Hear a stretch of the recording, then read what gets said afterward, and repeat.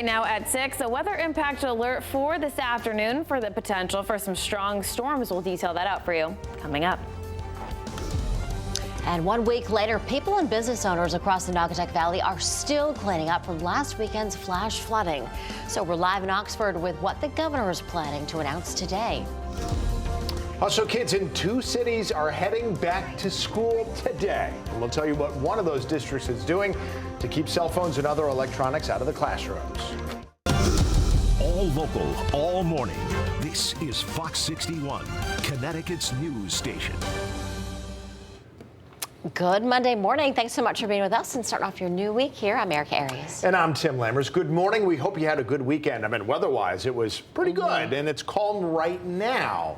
But that is going to change by the end of the day as we say hi to Rachel. Hey, good morning. I suppose I can bring back the school bus forecast as well. Yeah, we can do it.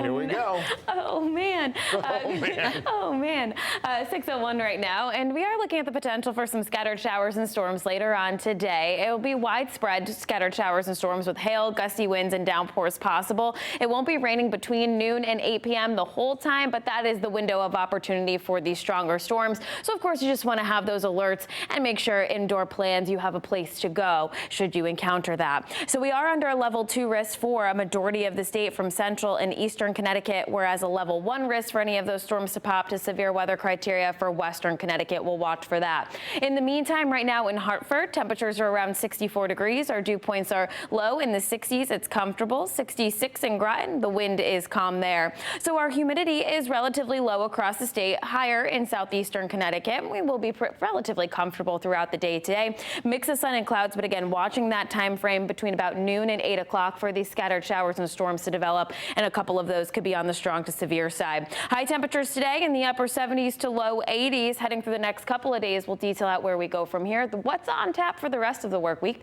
coming up in just a bit. 6:02. Good morning, Symphony. Hey, good morning, Rachel, and welcome back. Thank you. Let's get you caught up with what we're checking out outside this morning. The morning commute shaping up to be a smooth one so far. Let's start off with a live look out in Hartford this morning as we check out 84. It looks like the volume is picking up slightly as we kick off the 6 o'clock hour, but your drive times are looking good. No major delays to report on 91, 84, or Route 2 out in the Glastonbury area. Similar scene out in New Haven this morning as we check out 95 near the Long Wharf exit, and things are flowing just fine out there. We are seeing our usual delay along the southbound side of 95 heading down to Bridgeport. Speeds moving at 46 miles per hour, and you should get there in just under 30 minutes. We have your next update coming up at 6:30. All right, we are now 1 week removed from the devastating and deadly flooding that hit parts of the state, leaving so many people with damaged homes and businesses. Today, some of those people will get a helping hand from the state. Yeah, Governor Ned Lamont is expected to announce funding for small businesses to get back on their feet. Fox 61's Brooke Griffin is in Oxford yet again this morning. Brooke, this seems like something a lot of businesses can use. Hopefully there's enough money to go around. Oh, yeah, absolutely. Well, anything is better than nothing, at least to start off with. But businesses like this one here, this is just part of the Brookside Inn. This is one of the harder hit properties that I've seen over the past week or so. And the owners of this inn will likely be one of the many small business owners that take advantage of this funding that's being announced. Now, last Monday, this is when this all started. Up to 16 inches of rain created pretty deep and rapidly moving water through much of Oxford and Southbury, leaving behind unimaginable damage such as collapsed homes and businesses and piles of cars that really just ended up where they landed. The rain event is being reviewed by experts who say it may have been the most rain in 24 hours that Connecticut has ever gotten, even beating the infamous flood of 1955. I don't think anybody has ever seen a flood this devastating. Before, we talk about the flood of 1955. I heard about it from my parents, but to see how this flood changed the outline of Seymour and Oxford and Southbury, it's amazing. And people from all over the state jumped into action over the past week or so, making sure victims had food, clothes, and a place to stay. There have been several events for people to connect with resources as well. Over the weekend, an expo was held as a one-stop shop for victims to speak with contractors, federal aid experts, and volunteers as well. This afternoon, Governor Lamont will announce state funding to help locally owned small businesses who need to rebuild. The state funding is separate, though, from any federal funding that may become available. So, of course, we're still waiting on those specific details about this state funding, exactly how much it's going to be, when it's going to be available, or even just how people can apply. But that's the whole point of the press conference later this afternoon. We'll, of course, have somebody on that, and then we'll be getting that information out to you this evening. Live in Oxford, Brooke Griffin, Fox 61, Connecticut's news station. Okay, Brooke, thank you. Hopefully that all comes through for those people who need it so badly. Well, this afternoon in Southbury, Senator Richard Blumenthal is expected to visit with people whose homes and businesses were destroyed. He's also going to get a look at the damage at Kathy's House of Chickens, a place we actually visited, a farm last week. The owners recounted the moments they realized that dozens of their birds were gone. When I came out here with a flashlight and seeing that my barn is gone, I dropped to the ground and just screaming, oh my God, it's all gone. And I'm going to rebuild, and it's going to be stronger, better, and bigger than it was before.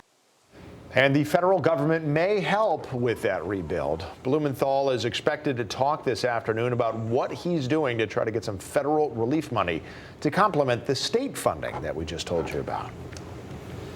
Well, this morning, work continues on installing a massive pump at Job's Pond in Portland. It's meant to lower the water level, which rose earlier this year and flooded at homes for months. Officials say the water will be pumped across private property and the nearby Airline Trail, and that's going to tie into a culvert that empties into the Connecticut River.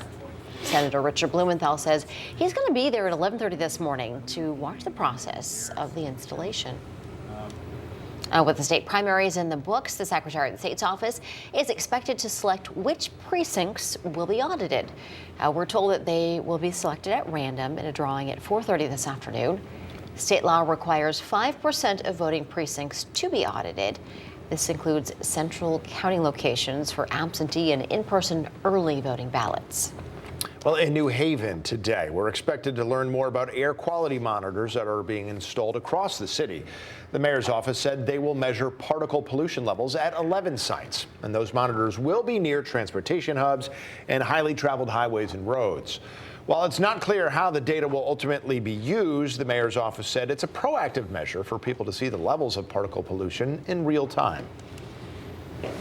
Crews from 11 different agencies spent 3.5 hours on Saturday evening to search for a swimmer in Niantic. Officers responded about 10:30 at night to CD Memorial Park after someone reported seeing 4 swimmers who were believed to be drunk. When they arrived, they found 2 people on shore and 2 in the water. One of them refused to get out and swam away. She was later found on land by officers and a canine. All right, it's an important reminder here for anyone who is thinking of heading into the water to cool off. Only swim in designated areas. That means at swimming areas at state parks or beaches. Don't swim when you're drunk or high. Be aware of your surroundings and the potential hazards beneath the surface of the water. Well, it is back to school week for lots of school districts across the state, including 2 big ones that start today. Yeah, kids and teachers in Waterbury are going to head back to the classroom this morning. On the district's website, it says students in the middle and high schools will be given a yonder pouch to put their electronic devices in for the day in school. Yeah, it's also the first day of school in New Britain. And this is a video of a backpack giveaway held last week for middle school students. And students are heading back to school in style this week thanks to free haircuts at a Hartford barbershop. Blue Way Barbershop and Beauty Salon hosted its 5th annual back to school drive yesterday. School supplies were also handed out to students who got their hair cut. A lot of parents, out there, they need help. We don't know who need it, but we always try to give back to the community. The barbershop, the hair salon, if you look around, it's majority family. It looks like this every day. So it's like a typical day for us. It's where they come, they can speak to their barber, they stylist, and it doesn't feel like they're kind of reaching out for help because they know they can come here. I love the designs. I was thinking of getting a tiger scratch. There you go, right? Yeah, the event also featured a youth pop-up with young entrepreneurs from that community showcasing their businesses and trying to earn a little more money for the school year. Just head over to the Fox 61 News app or our website for our complete School Squad coverage.